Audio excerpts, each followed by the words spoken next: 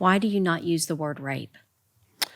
I don't know, Michelle. That's a great question. I really don't know.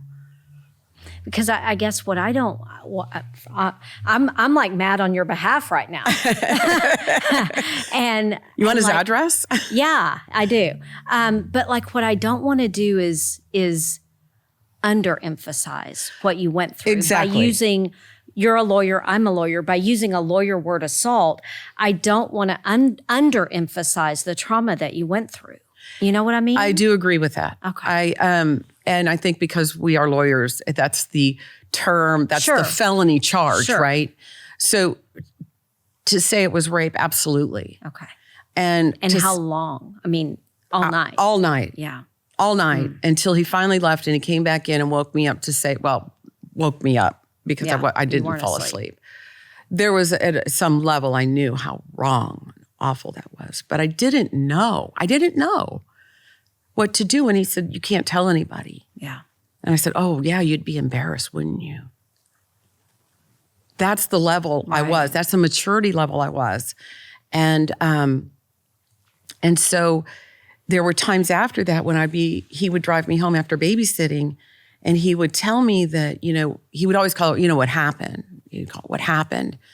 And if my sister was pregnant when they got married, and he said, if I hadn't had to marry Linda, I would have married you. And so there's this level of, oh my God, the golden boy in the family loves me. Likes me. Yeah. He would choose me. And I think in everybody's life, there's some of that goes on. And so there was so much confusion that I didn't even know was there. Did it ever happen again? No, it did not. Okay. It never did. Thank goodness. Because I don't know what I would have responded to, right? I don't know how that would have, if it had happened again. There was never any indication of it. So you have a best friend. Did she go in the military first or did y'all She go did together? go first, yes. And she was a year older than me. So she went in and I'm like working 2 jobs and I could not afford a place to live. And I had no idea where to go or what to do. And I had no adult mentor to guide me through anything. So I was on the sofa and I think I saw I was reading a magazine and I remember tossing the magazine and going, I'm just going to go in the Army. And so next day I made the appointment to take the ASVAB. And of course I did really well on the ASVAB. So they said, you were the smart one. I was the smart one. And so the recruiter was like, yippee, and come take, I need to put you into military intelligence.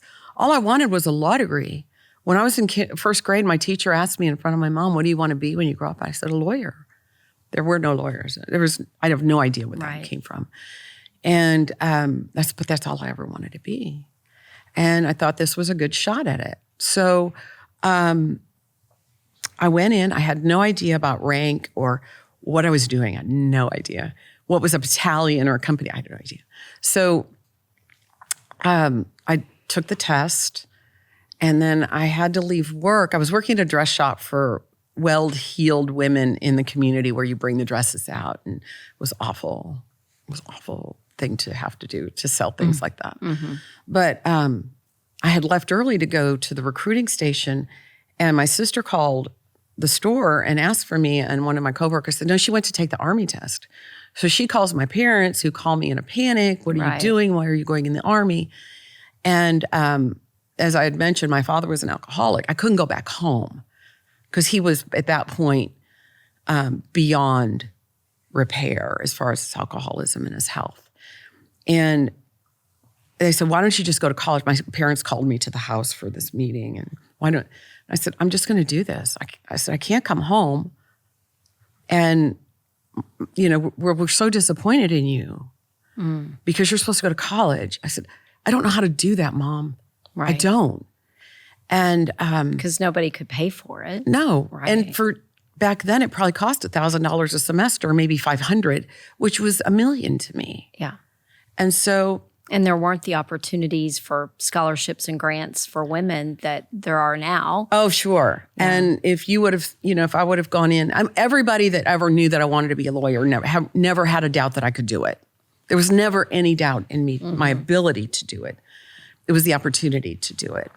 So as I'm going through the processing part for the military, they said, you need to take this test called a DLAT test. It's for language, see if you have any language skills. It is the most, it's compared to the LSAT, okay? It has absolutely no value whatsoever. But you hadn't taken any foreign languages before that? I had French in high school, just the stuff you usually take. My father grew up speaking fluent French. He was Canadian French up in northern Minnesota.